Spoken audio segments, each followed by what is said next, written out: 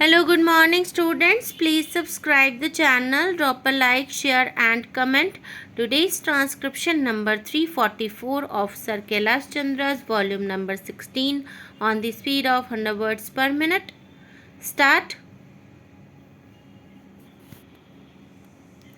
Mr. Chairman, I want to make a few remarks on this budget, not from an economist's point of view, but from the point of view of a layman and one who has studied it from a purely common sense point of view. The first thing that strikes one when one has a look at the budget is that it is a deficit budget. It is deficit on both accounts, the revenue as well as the capital accounts. The question arises, why could not this deficit be avoided? That is the first question which presents itself to everybody. But it seems that it could not be avoided. The deficit on the revenue account is mainly on account of two reasons.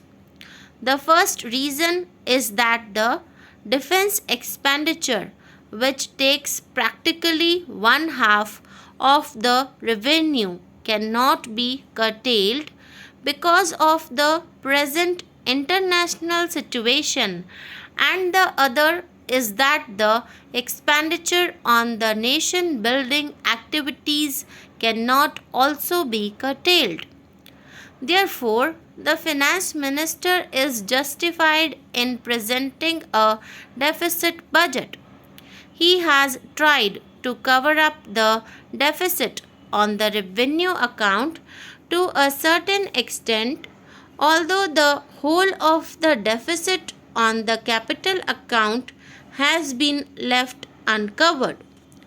A layman would ask why, when an overall deficit of rupees 318 crores was being left uncovered, a deficit of about rupees 30 crores could not be left uncovered, because if that deficit was also left uncovered, fresh taxation would not have fallen on the middle classes.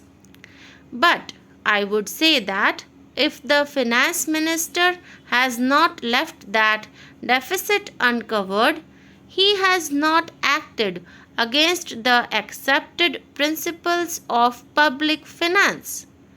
It is an accepted principle of public finance that it is always prudent to cover a revenue deficit by current taxation, and that is why fresh taxation has been resorted to for the purpose of covering the revenue deficit. But again, the question arises that the whole of this deficit has not been covered, even though fresh taxation has been resorted to. There is still a deficit of about rupees 8 crores which has been left uncovered. I, for one, am not able to find a direct answer for not covering that deficit also. The only reason that strikes me is that probably we have come to the saturation point and that it is not possible for the finance minister to tap fresh sources. This budget provides some incentives for better production and for the industrialists to come forward and do their best, and to put it negatively, whether the proposals here are such that they do not put a definite disincentive in the way of the industrialists, and the next point from which this budget should be judged is whether it provides for a better and a more equitable distribution of wealth. From the point of view of the first standard I have mentioned, the budget provides for two concessions as incentives to the industrialists. One is in the way of a 25% development rebate on the initial cost of a new plant and machinery, and the other is that business losses can be carried forward indefinitely and not for 6 years only as at present. These are concessions, but I feel that they are not very attractive or big concessions. With regard to the second point, whether the budget contains any proposals which will definitely retard production, which may definitely prove to be disincentives, I must say that this budget does not contain any such proposals. Therefore, all that can be said of this budget is that it is a neutral budget. With regard to the other standard, whether this budget provides for a better and a more equitable distribution of wealth, my reading is that a beginning has been made in that direction, but no jolt has been given towards socialism. One of the proposals is the lowering of the export duty. This is in the nature of a revenue concession. For the other proposal regarding income tax changes, the trend is only towards rationalization.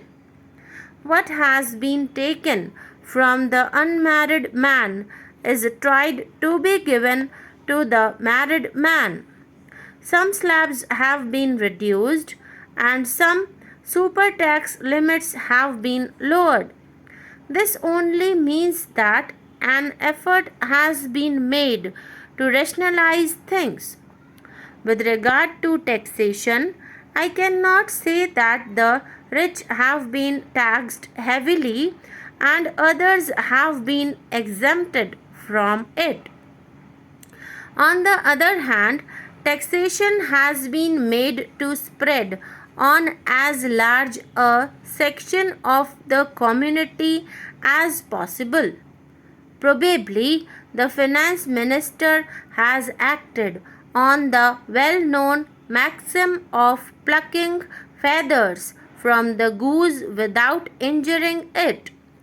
It would have been much better if the middle classes had been left out of fresh taxation, because sugar and cloth are the two consumer goods, the taxation on which will fall mainly on the middle classes.